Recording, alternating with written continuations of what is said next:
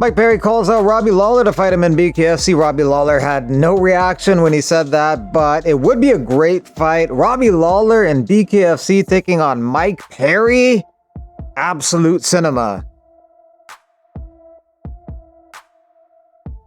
However, there's some people who criticize Perry. This guy's desperate to fight anyone without bare-knuckle experience. Called out zero contenders or champions in BKFC, instead calls out retired Robbie Lawler. Former UFC fighter Brian Barberina, who beat Robbie Lawler in the UFC via TKO, would fight Perry. What a joke, saying no one wants to step to the line. I've been saying I want to beat the brakes off Platinum when he was in the UFC and when he went to BKFC, and that's a fact. I never wanted to smoke. We're in the process of an acquisition that's going to change combat sports. I'll just tell you guys that we're in the position to acquire a major sports promoting platform right now that's going to change the face of combat sports. Number one, and number two is we're going to have the biggest, baddest fight tournament that ever took place, and it's going to start in April, and it's going to be the $25 million World's Baddest Man Tournament. No one's getting pre-qualified. They have to try out for it. They're going to have to fight in qualifying rounds, and they're going to have to make the tournament. I mean, it's not a joke purse. It's a real purse. So they have to really fight.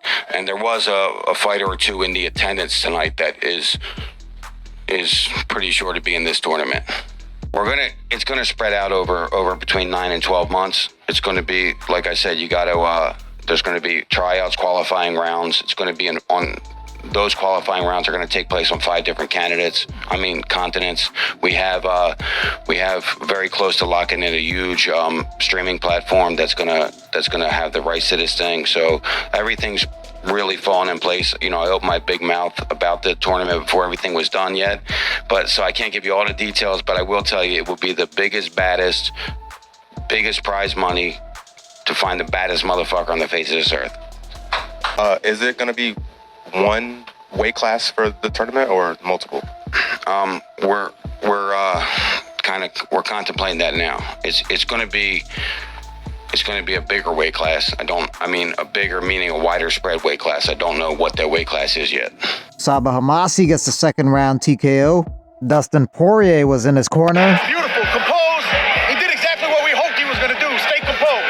Fight smart. He has the technique. He just got to guard himself sometimes. Conor McGregor, who is a part owner of BKFC, I guess was mad that some winners didn't get post-fight interviews. DAZN, I don't give an F. If you don't get our winners on the mic, we are done. Tyson Fury thought he beat Usyk by at least 3 rounds. All the judges gave it to Usyk, 116 to 112. I was quite confident. I thought I won that fight again. I think I've got Larry Holmes here. I thought I've won both fights. Gone home with 2 losses on my record now, so there's not much I can do about it. I can just fight my heart out and do the best I can. I'll always believe until the day I die I won that fight. I think when you don't get the knockout, this is what happens. You can't guarantee a win. A lot of people say that Usyk wins thanks to his spirit. Did you feel it? I didn't feel no spirit. I felt a little bit of Christmas spirit in there, and I think he got a little Christmas gift from them judges. Christmas gift early. The AI judge scored it 118 to 112 for Usyk, which was more in favor of Usyk. The human judges all had it 116 to 112. Here's one. Fuck all the computers. Keep the humans going. More jobs for humans, less jobs for computers. And fuck electric cars too while we're at it. Daniel Dubois looking for a rematch against Usyk. Turkey LL Sheik says he wants to do that fight, Dubois versus Usyk 2, if Dubois beats Parker on this card, February 22nd. Johnny Fisher punched himself during his fight.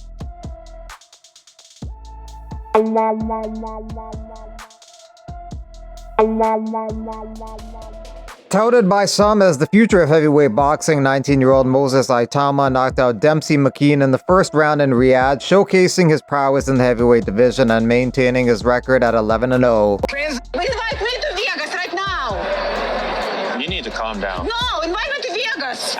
Jared Gooden's no longer on the UFC roster. This is his second stint with the UFC. He had 1 win and 2 losses, and he missed weight twice, though. Once he missed weight by 4 pounds. Abu Azaitar no longer in the UFC roster. I thought his brother might get cut, Ottoman Azaitar, because he got knocked out last week against Michael Johnson, but I guess Abu Azaitar caught a stray. He's no longer on the UFC roster. He was supposed to fight Dennis Talulin in June, but he pulled out.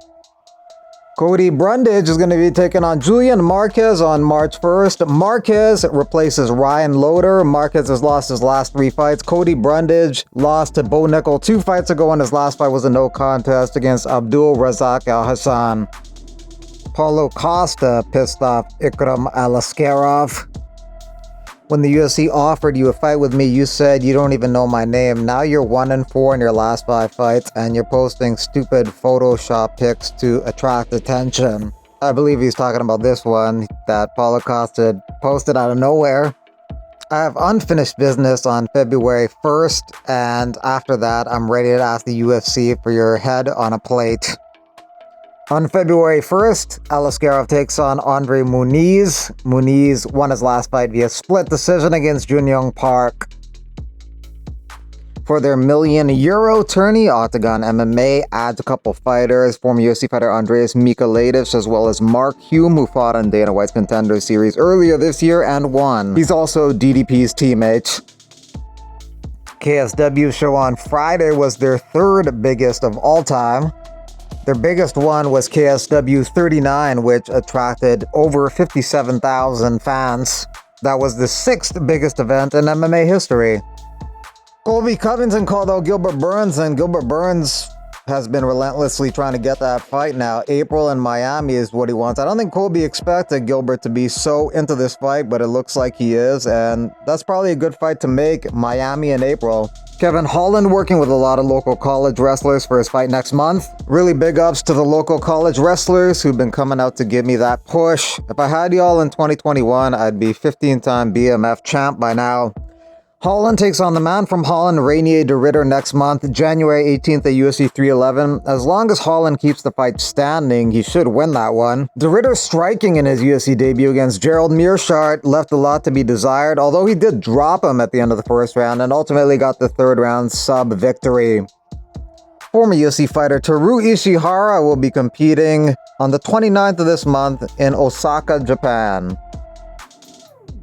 UFC Honors completes their nominee list. For comeback of the year, they got Moicano versus Turner. Moicano took a beating and came back to beat Turner. Jack Della Maddalena needed a finish in round 3 to beat Gilbert Burns, and he pulled it off. Mike Malott was en route to comfortably beating Neil Magny, but gassed out hard at the end of round 3, and Magny won. And Gerald Meerschaert, like many of his fights, took a beating, came back to tap out Shabazian.